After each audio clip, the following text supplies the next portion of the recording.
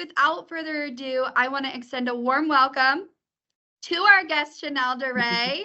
Her experience and insights are sure to really enlighten us as we navigate the realm of JAG. And so, Janelle, we're really delighted to have you here with us today. So I want to share a little bit about Janelle and her background and just a little bit of a bio in case this is anyone's kind of first time getting to learn just more about JAG, but who's kind of running JAG right now. So Janelle has over about 15 years of experience in education and the workforce development, consulting, and the nonprofit management world. So in around October of 2023, she was named as the second president and CEO of Jobs for America's Graduates, which is a national profit that has served 1.6 million youth since its inception of 40 plus years ago, and currently serves over 75,000 youth across 1,500 communities. If your face is not like, wow, I don't know what else we can say. So in her role, Janelle is in charge to cast JAG's future vision by blending her passion to serve others and in innovating and elevating organizations to bring JAG services to a broader scale. Janelle has served in many roles at JAG since 2012. In January of 2020, she was named the Executive Vice President and led the organization through COVID-19 pandemic. She was making critical investments in technology, student engagement programming, federal, infrastructures, and overall just the organizational development for JAG at the national office and its national network. Her leadership throughout the pandemic led the board of directors to adopt JAG's youth opportunity and outcomes for 2024 strategic goals, the most and biggest goals in JAG's history.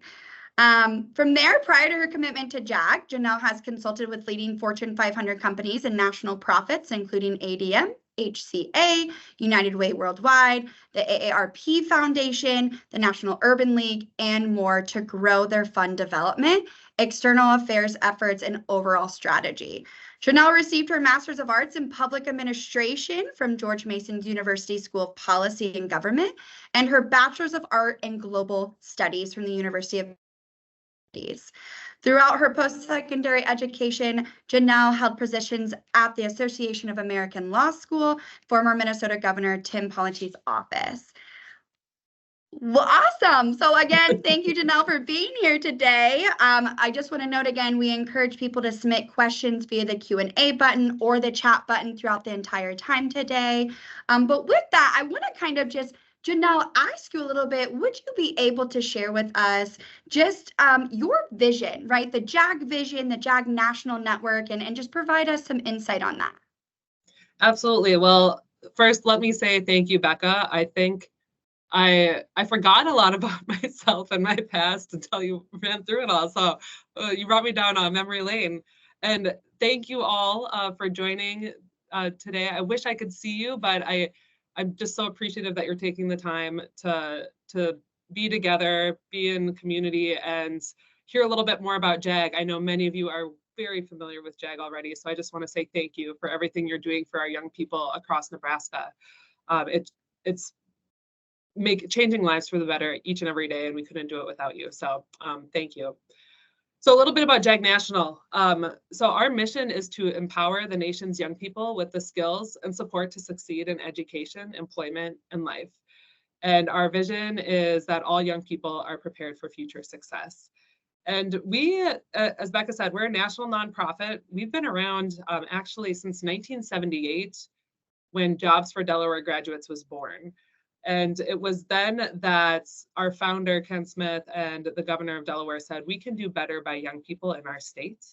And we need to ensure that we are reaching young people who may not be engaged in their school or communities through no fault of their own, but how are we going to support them and help them realize their own greatness? So Jobs for Delaware Graduates was born with partnership with the schools and employers. And then in 1980, Jobs for America's Graduates followed suit when actually the Vice President of the United States, Walter Mondale, reached out and said, hey, we really like what you're doing in Delaware. You roll it forward 44 years later, and Jobs for America's Graduates is now serving nearly 80,000 youth and young adults in 1,500 communities across, I think, just as of a week ago, we're at 36 states now. So it's truly a nonprofit that I fell in love with when I found JAG. I didn't know it existed, and had the opportunity to intern with Ken Smith. And once I got to know our mission, I was like, hey, I really like this. I'd like to support more.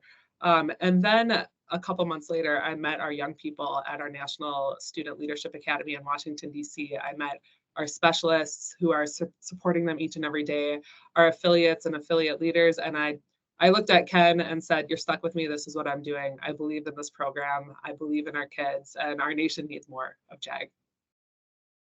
Wonderful. Thank you for sharing that. And we would love to maybe hear a little bit more too, if you could just elaborate a little bit on JAG's overall kind of success, and more in relation to just the data points, but overall, we know sometimes success isn't always measured by data, but any of those other realms that you'd be willing to share as well. Yes, for sure. So, I mean, you all know the data well, because your favorite part of JAG is entering the data into JAG, of course. But all kidding aside, thank you for doing that, because it is a differentiator for other programs, that JAG is really accountable to our young people and their success. So graduation rates, employment rates, full-time employment rates, full-time engagement. We care that our young people are engaged full-time, if it's a combination of post-secondary, of employment, or the military. One of my favorite stats that we collect is our connectivity rate, which actually flipped a few years ago. So when JAG was first established, the goal was an internal goal that we wanted a less than 5% unable to contact rate.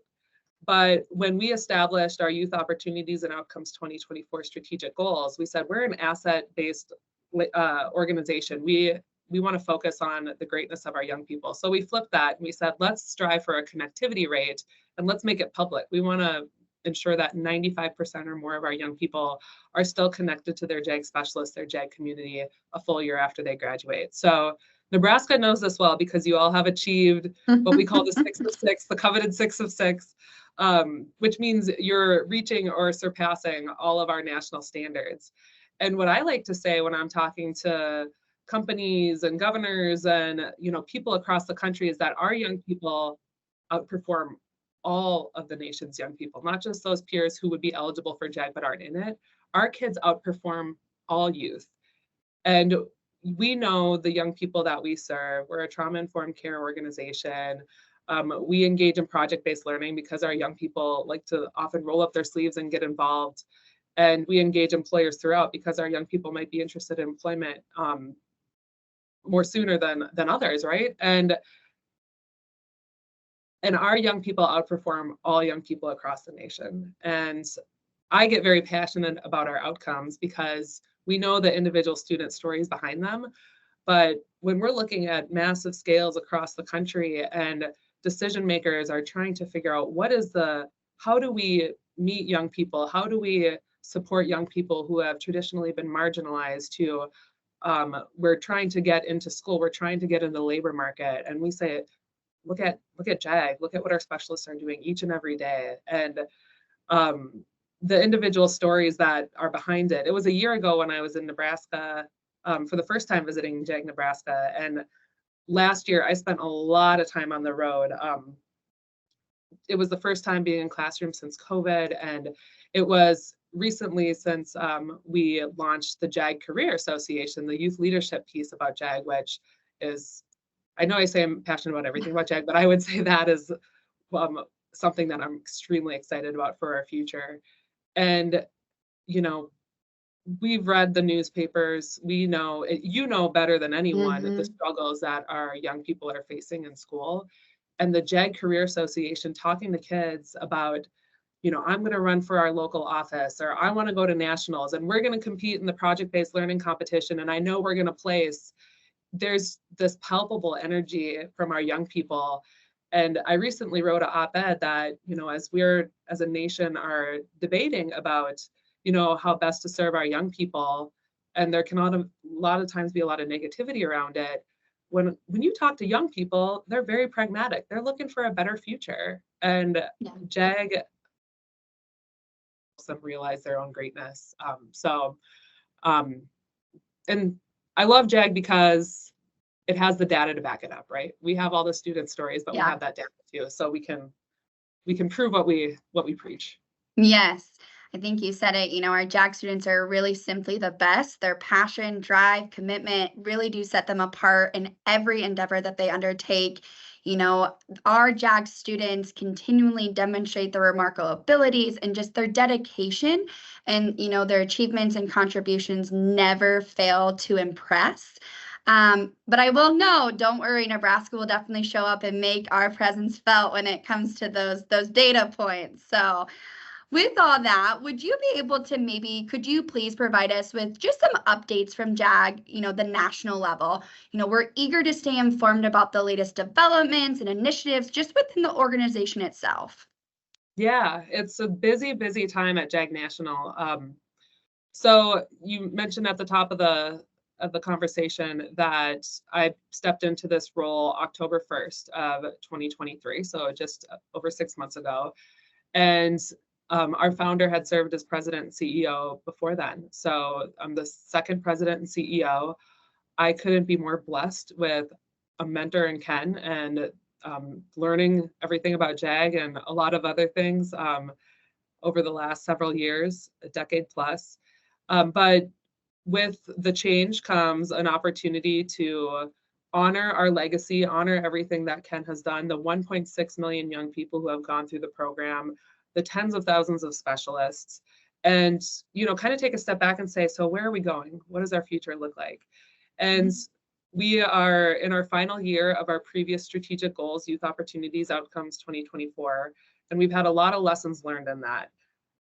One of those for the national perspective is we really, we're excited, especially Nebraska, with all the growth that is happening, the opportunities that are going to be brought to more young people as a result of initiatives in our states, like in Nebraska. So JAG National is really asking ourselves, so how do we support the quality of programming for our affiliates? So one of our priorities in our U24, our current strategic goals, was to invest in our network. So things like technology, things like marketing and branding. We have a new brand mark. We have a new website that is going to go up on Friday. We're investing in team members. A lot of times when you have a founder, it makes what a founder needs to do is focus on the program.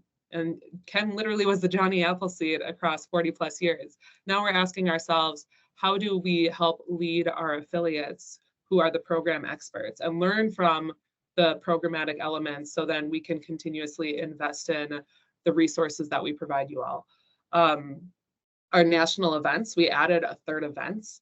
That's something we feel great pride that we can offer that for the entire nation. So our career development conference is coming up just next week. It's going to be our third annual one, our largest in our 3-year short history of this event. And really looking at, for me personally, I am really committed to youth voice. I think that's why we're all involved in this program, is because we believe in our young people, we believe in what they can achieve, and we're committed to that. So at the level, we have 4 national officers, JAG officers. The president serves on the board in a role commensurate with their term. And Kira Canada is our current president. She sits at the table. She talks with the board. I'll tell you, in one board meeting, there was a conversation going around some programmatic elements, and board members were debating back and forth about this idea. And Kira just said, well, that wouldn't work. And they're like, well, why? And she's like, because we wouldn't do that. And I was like, thank you, Kira. But that's what I mean. We have to have the young people at decision levels. They need to be informing us on what works and what their passions are. So we have that in mind as we're making major decisions nationally. And that includes our affiliates and specialists too. So one thing that I look to do is incorporate a lot more voices into decision making. And with that, we are undergoing our new strategic plan currently. It's taking the entire year.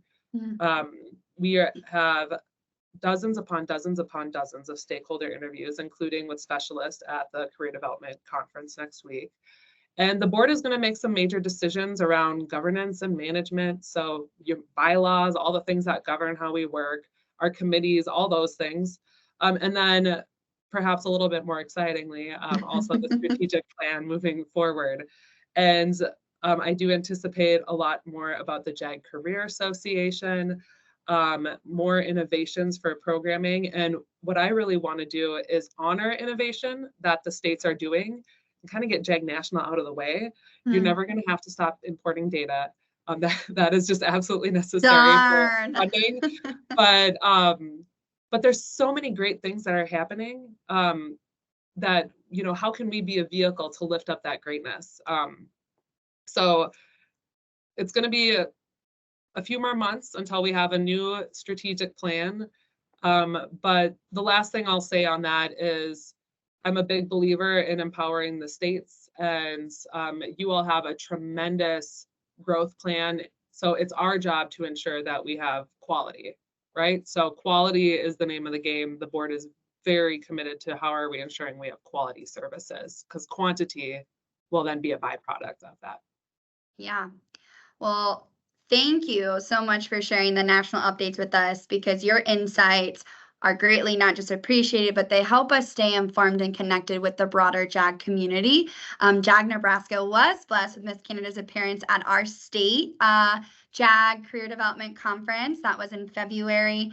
And we just got so many good feedback from the students. She did a phenomenal job of just one being herself, but sharing JAG. And we very much look forward to, if we can, always inviting those national officers to our state to, have some of the peer-to-peer best practicing. So, well, I want to just maybe talk a little bit with you. I might know a little bit, but about our expansion with JAG Nebraska with things going on. So for the 24-25 school year, JAG Nebraska is looking to add on 51 new programs. So we will be growing to 85 programs in the state of Nebraska. So to kind of put that in, I guess, bigger terms, this year we're in 12 school districts and we have 34 programs. And next year we're going to be over and in 50 plus school districts and have that total of 85 programs. So this will increase our capacity to those students that will be benefiting from JAG Nebraska, which is 150% of an increase. So, woo, we just get to serve more kids. Isn't that exciting? It's a really good, great opportunity for us to just share more about JAG, but ultimately our goal is just to help students reach their fullest potential and allow the specialists who are serving those students every single day to get to do what they love as well. So with that being said, I just want to maybe jump in and start asking some questions that we've had brought in by specialists. Or again, just a reminder for those that are on, we encourage you to actively participate through our session, whether that is through the chat or the provided link. Don't hesitate to share your thoughts or just raise any inquiries, because your engagement, as noted, does enrich this experience. So one of the questions I did receive, Janelle, was, how can we build a feeling of membership in our students? So a sense that they belong to something bigger that's not just their classroom, right? But both at the school level, so across their different periods, classes, across different grade levels, but also at that state level between programs, communities, when there are so maybe few opportunities to interact with other JAG students outside their classroom. So what I like to think about, and I typically bring this up if I'm speaking at a CDC or anything about the Career Association, are the 5 pillars of the Career Association. So you have leadership developments, you have career developments, civic awareness, social awareness, and service learning. And when I think about it, I think leadership development is kind of a continuum, and the other 4, because you need all 4 of those things to be a great leader, I would say. And by leaning into those 5 different areas and having young people through projects and providing their voice and choice, especially like the civic awareness, what a great opportunity to get involved in your community around governance and, school board activities. I grew up in a very, very rural community. So my dad was on the township council. So just being civically aware will naturally bring you out into the community. Service learning, obviously, is volunteering in your community. What are your young people interested in? What are some challenges that they're facing? There's one of my favorite PBLs or projects was around a community in Arizona where they were lacking housing with a booming community with a booming population. So then students got into like research around tiny houses and then actually started building a few of those. Yeah. So I would say it's a great opportunity to lean into the Career Association and think of those 5 pillars and ask young people how they want to get involved outside of the classroom in civic awareness, social awareness, service learning. And then the one around engaging with other young people across the state, that's a great question. I know through HeadRush, we want to start, we're increasing our capacity in HeadRush soon. And that's something that, we get a lot of requests for employers to engage with students on that. But what a wonderful idea to, leverage that as a resource for students to engage across the country or across Nebraska, across the country. So that's certainly something that we would be pleased to look into if we could support that. Becca, I don't want to speak out of you, but because you're right. When you see young people meeting students from other states at the CDC, there's something magical. It removes boundaries, it removes barriers, and young people really get to understand that there's differences and there's a lot of similarities between the young people across the country. So to do that more consistently is a great idea and something that I'd love to help support if we can. Yeah. So on the flip side of that, when we think about maybe the staff side, right? With us expanding, with all those, do you have any tips for how to build a strong community or just organization culture amongst specialists with our staff being so spread out and a large portion are going to be new programs, right? They're not going to be sustained 5, plus years. What are your thoughts on that or any tips that you could share? It's hard. Because, JAG, a few years ago, we were very, very small. I only half jokingly say it was the Ken and Janelle show. And then we had a terrific team based in Texas as well. But we're now at about 16 people and our people are across the country and we anticipate more growth as well. So it's really hard when it's virtual. But we meet monthly and we meet monthly virtually and we kind of do turn off any outside distractions, your email, your Slack, and this is our time to be present together. And we've done a lot of those different personality assessments as well. So because people approach work differently. So I think one thing that's great with JAG is we all have in common our passion for the mission, but we still show up differently. So I think it's really important to get to know people and their experiences and who they are outside of work. So you understand, where their perceptions come from, how they show up to work, and to be really empathetic about that. And so that I think is just good for relationship building. But I would say you got to be about it, So if you have a state events, meet up find a couple people. If you really click with someone, make a commitment to meet monthly, have a monthly hour-long conversation. Maybe there's a regional group of you that get together for pizza once a month or something like that. But you really got to be intentional about it. And knowing it, Nebraska is a big state. I think that when we were driving here, she said it's 8 hours across the drive. So, to the extent that you can, find regional opportunities. But I'd say you got to be about it. And I know you have a wonderful team at the state office here who will help enable those opportunities, but I think each of us have to lean into it as well and kind of be bold, just like we expect our students to do. We expect our students to go out in the community and talk about themselves. We got to do the same.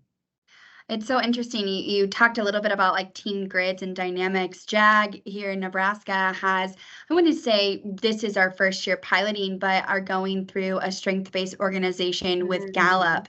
And so we've really spread out a network to our specialists that would like to, be a part of a strength-based session with some of our coaches to help them grow in their work, but also in their personal life. So you can find some, you say those relationships are intentional, maybe finding who those are in your region that are those woos, like those exciting individuals, or, those that are very into relationship building to kind of sometimes spearhead some of those initiatives to bring those groups together. And, absolutely agree. The intention behind that, you have to, want that grit behind it for it to happen. So thank you. Yeah.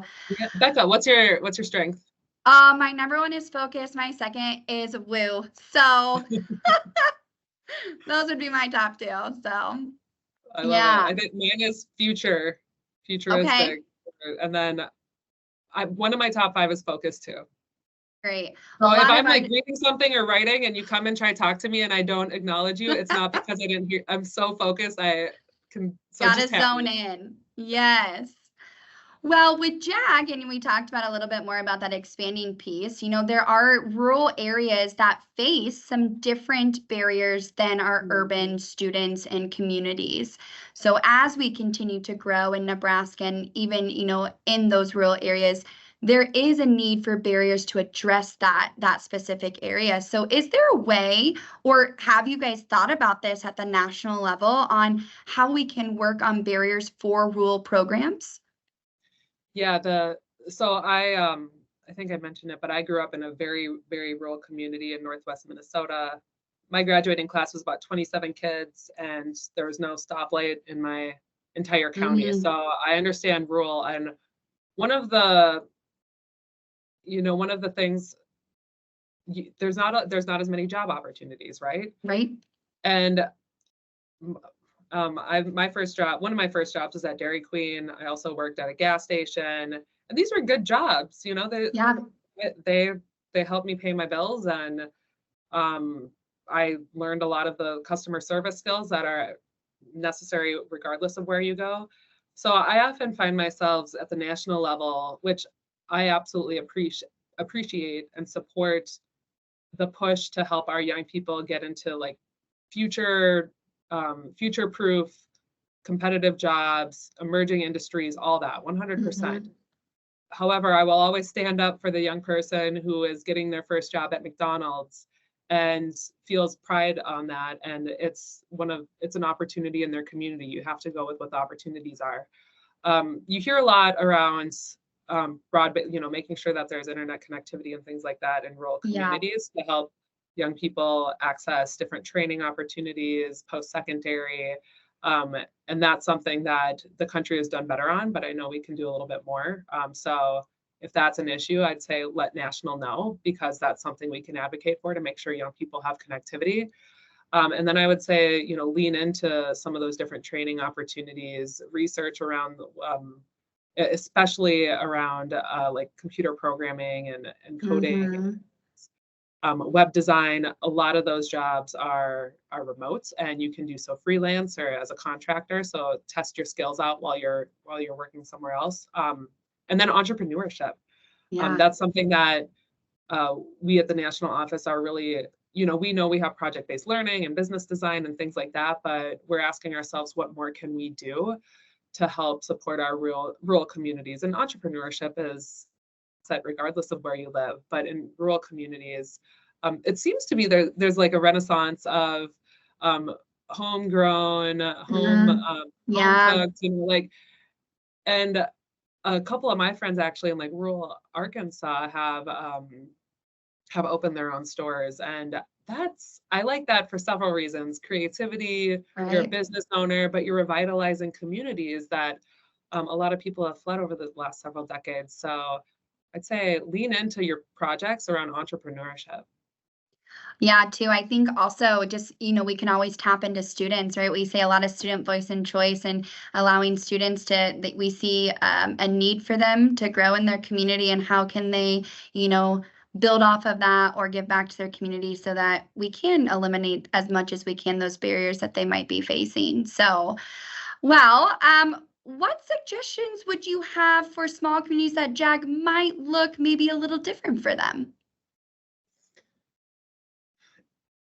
As in, Yeah, elaborate a little bit more.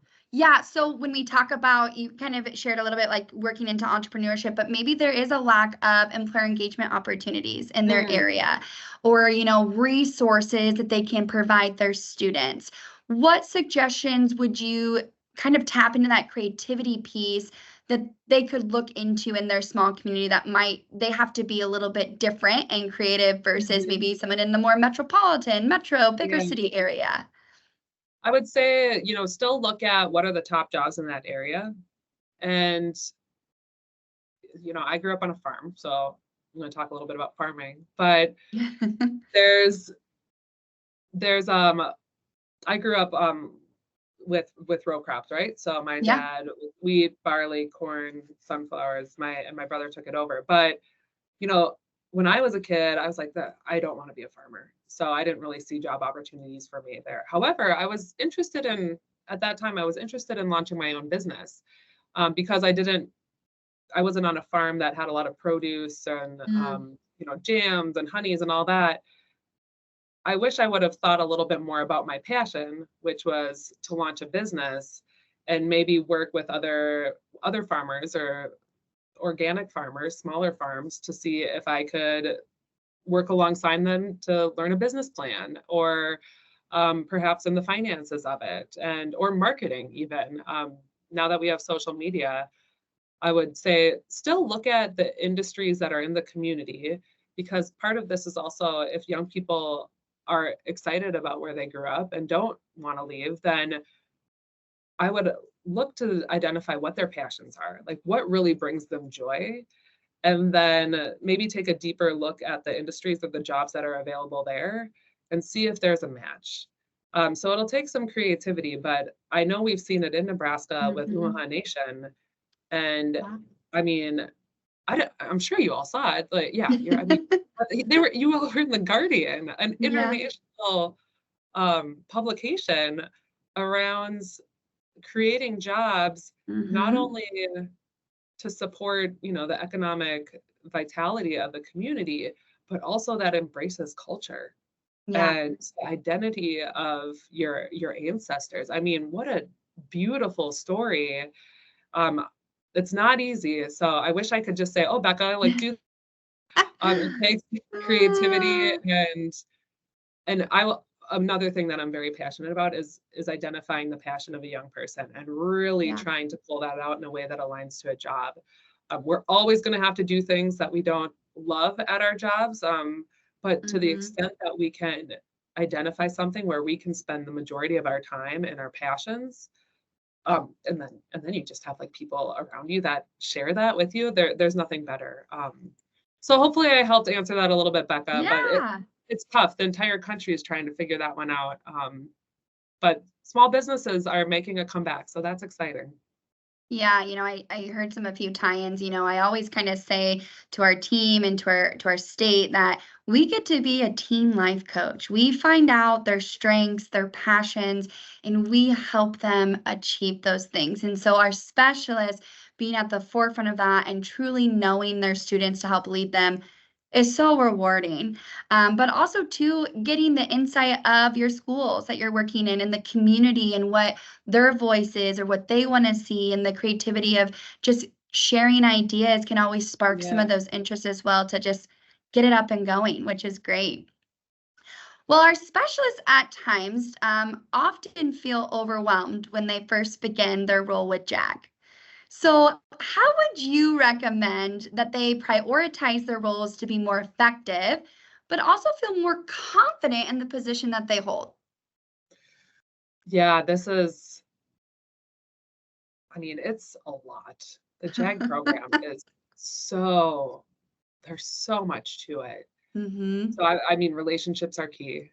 So getting to know young people, creating a space where they feel comfortable, I would say is paramount. And I don't want to get anyone in trouble, Becca. So if I say something, you're like, no, that's not how we do it. Just you tell me. But the other elements will come so long as the young people feel like they have an adult that is there for them, that cares for them. And for some of them, it's going to take some time, right? I mean, I remember visiting a program several years ago in Las Vegas, and the specialist said, a young man spoke, and he was going to be a police officer. And I mean, he was, I mean, he was so impressive. And the specialist said, I've been working on him for 4 years in the hallways. You got to come to this class. You need to come to this class. I know this class will benefit you. And he refused until his senior year. So it does take some time, but I would say focus on building that relationship, creating a safe space, being authentic, always being there, and they will come around. And then I think the other programmatic elements will come into play, right?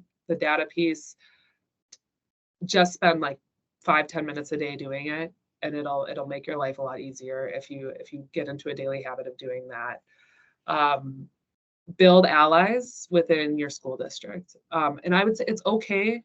I know there's a lot of perfectionists out there. That perfection, that's not a thing. Don't strive for it because it'll kill you. It isn't. and it's okay to ask for help. It's okay to ask for help. You're not going to have it perfect within the first month, and that's okay. Lean on other specialists that have done it for a few years. Call them up when you're having a tough day. If you have questions, Becca, if you're seeing themes, let JAG National know so we can provide resources. I mean, affiliate in the country, which is extremely exciting, but comes with challenges. So, you have National's ear as a leader in this space. So if you see trends and themes of the needs of your specialist, your new specialist, just let us know. We have an amazing team that can support you.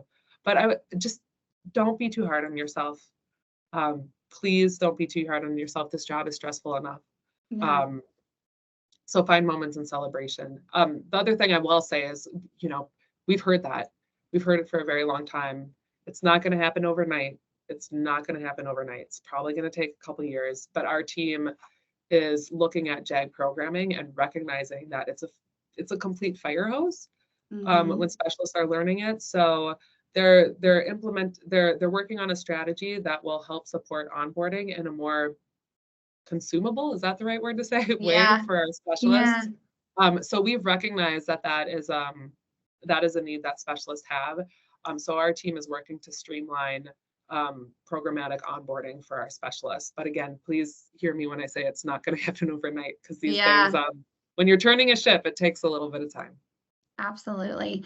We say a lot of the times, one of the guiding principles here at United Way of the Midlands that powers JAG Nebraska is extending grace. And we say all the time, extending grace to those around you, but at times you need to turn and extend grace towards yourself. And I love that, is that pick me up, celebrating those wins. I kind of say this sometimes in general, and those on the call might hear it, is you have your to-do list, right? You have all these things that you put on there. You maybe didn't check anything off, but you met with a student and they overcame XYZ. That is a huge accomplishment that wasn't on the to-do list, but it's worth celebrating, and it's worth not doing maybe sometimes the 5 other things that aren't necessary at that time. So 1000% extending grace and celebrating any wins that you can. On that, on the flip side of that, when we talk about, successes, we talk about challenges. What challenges do you see JAG overall nationally facing in the next 5 years? Well,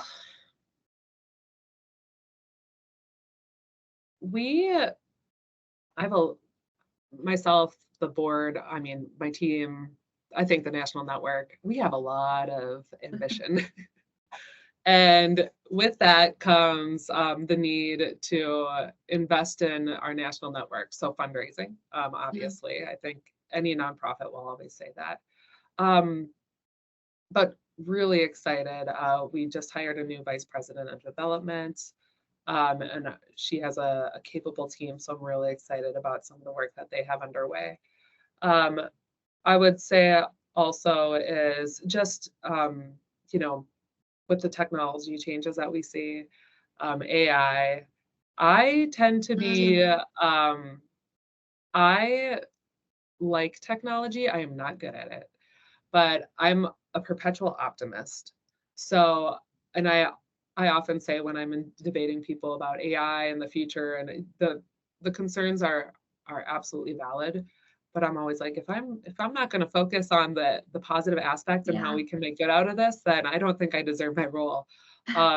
So I think that young people are so adept at tech, and I it's going to be a challenge, I think, for the policymakers to ensure that we are providing safe spaces for them, that we are implementing and integrating technology into the world of work in a way that supports employees.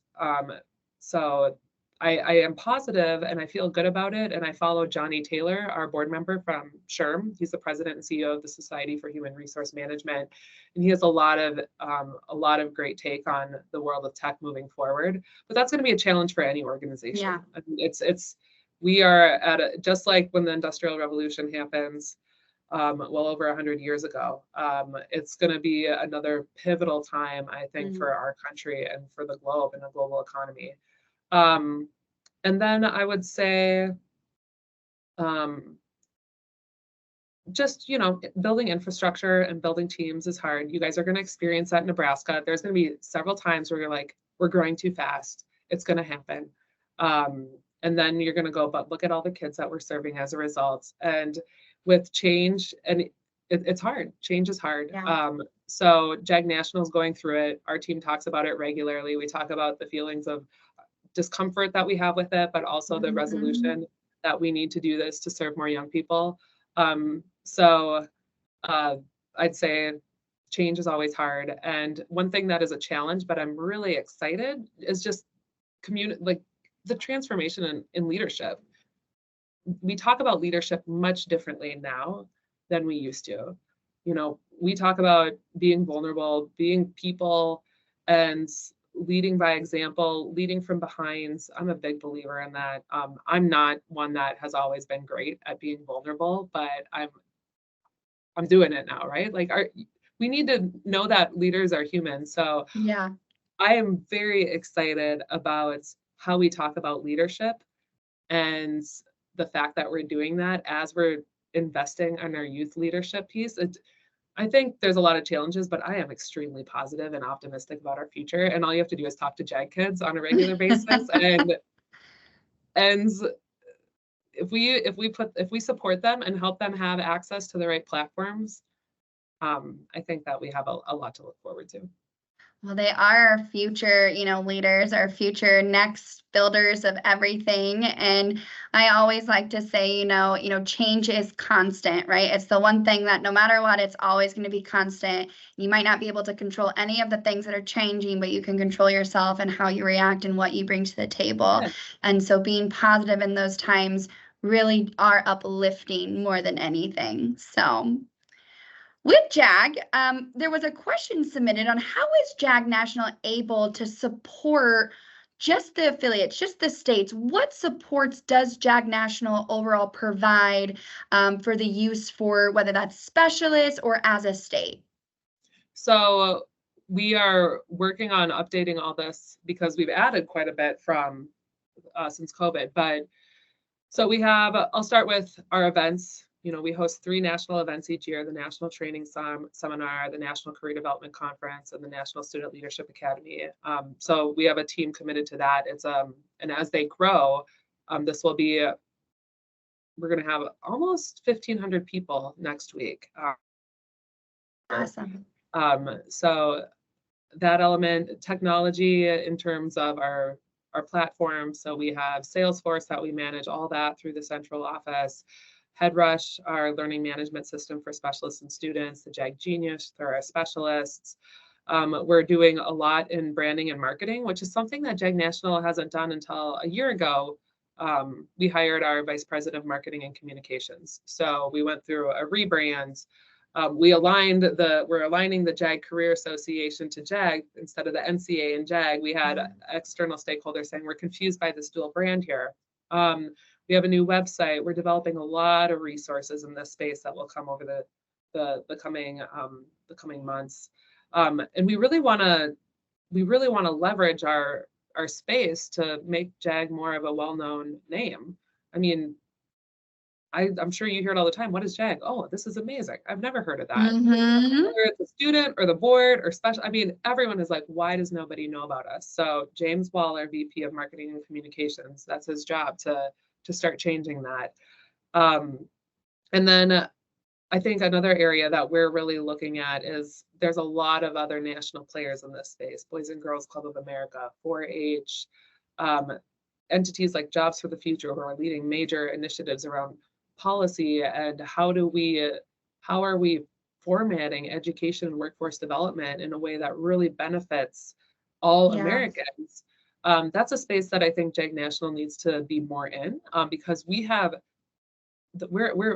experts at the programming, and a lot of times these conversations around policy, they need that linkage to programmatic insights. So when there's federal policy at the national level around workforce and education that is meant to reach young people like JAG, that we're at the table so that we can share with them, this is what works. And you might not realize it, but this is a barrier in this policy, and it's actually helping the young people that we're striving to reach. So that's another area that I want to take a more proactive role in. And then finally, around the programmatic elements, we are looking at how we can streamline our programming. The ultimate goal is to make it easier on our specialists and future partners that want to implement JAG. After 40 years, you can imagine you add a lot. So we're taking a look and saying, are there elements here that are duplicative? Are there elements that if we took them away, they wouldn't jeopardize student outcomes? And after 43 years, that is a very delicate and long-term process, because above all, we want to do no harm. So we're rapidly trying to develop the team to take on all these major initiatives, which, JAG aside, this is a natural element of transitioning from a founder to the second president and CEO. Yeah, kind of mentioned a little bit about kind of streamlining some of that program. Do you see or see any states kind of mimicking the JAG National, whether that's the officer model, the CA model? As we know, not maybe all states have a career association. Is that something that you see JAG National really implementing across all affiliates? Yeah, we're starting to see more affiliates bring on support and capacity around career associations. I was just in South Carolina, and they had a new manager for the career association, and she was asking, what is the best way to get our officers engaged? And so we immediately connected her to Carrie Webb on our national team, who has been working with our national officers to just give some tips and what works to make sure that you have a regular cadence for your officers so they can move the needle in their plans. We're seeing more employer engagement managers across the national network, since it was in 2018 where we implemented the JAG Advantage, project-based learning, trauma-informed care, employer engagement. Mm-hmm. And we've seen a lot of affiliate staff build capacity around those key areas as they implement that and support their specialists. We're starting to see data people, and Salesforce is no joke. It's huge, and there's a lot of capabilities around donor management and other things in there too. So I anticipate we'll see more Salesforce administrators coming in the future years. But it takes a while. I remember where I grew up, we wouldn't get all the great music until like 2 years after it came out in the big cities. And it takes a while to replicate across the country, but it is exciting to see the momentum around the Career Association and taking one of our best practices for 40 years of the Career Association in the classroom. And the intention we had, or Ken, I should say, when they created it was our young people in JAG do not often have a voice. They are not leaders of other of extracurricular activities. They're not the captain of a football team. And it was intentional to have the career association so our young people could have that opportunity. And, you know, better late than never. JAG National finally pulled the trigger in 2020 to create it at the national level. And it's just beyond inspiring from what I've seen at many levels. And I really want national to support other across our national network, how they can implement it and honor our young people's voices. Absolutely. We just want to continue to see the JAG model adopted across each state, as I believe everyone that's on this call, everyone that's serving JAG wholeheartedly believes in the mission of JAG. And I always say we can talk about it till we're blue in the face, but when you see it in action, you see the students doing what they're doing, it just has a whole different meaning and it fills your bucket up in a different way that is just long lasting. So, well, I believe that's all of our questions for today. But before we wrap up, I just again want to extend a very heartfelt thank you to each and every one of those on this call taking time to join us today for this webinar. You know, the participation, the thoughtful questions, the engagement that we had prior to truly had made this session, I would say, enriching and valuable. And we really do appreciate your time and contributions toward making today's webinar a success. I would like to know if anyone did miss the start of the webinar, there will be a recording that will be emailed out approximately probably 30 minutes. So you can still go back and watch that. But what I would say to you, Janelle, is let's continue to stay connected and keep the conversation going. And otherwise, we just really thank you for your time. And thanks for, joining us here in the state of Nebraska. Yeah, my pleasure. Thank you for having me. And thank you to all that joins. I don't say this lightly when I say I think we're changed the country and the world for the better through our work with JAG collaboratively. And it takes a village. We have school district partners, we have employer partners, we have our specialists, we have our affiliates, we have community-based organizations, and that's very powerful. That's very powerful. So thank you for being here, and thank you for all that you do for our young people each and every day. And I look forward to meeting some of you next week. Sounds great. Thank you, Janelle. Everyone have a great rest of your day, and we'll be in touch.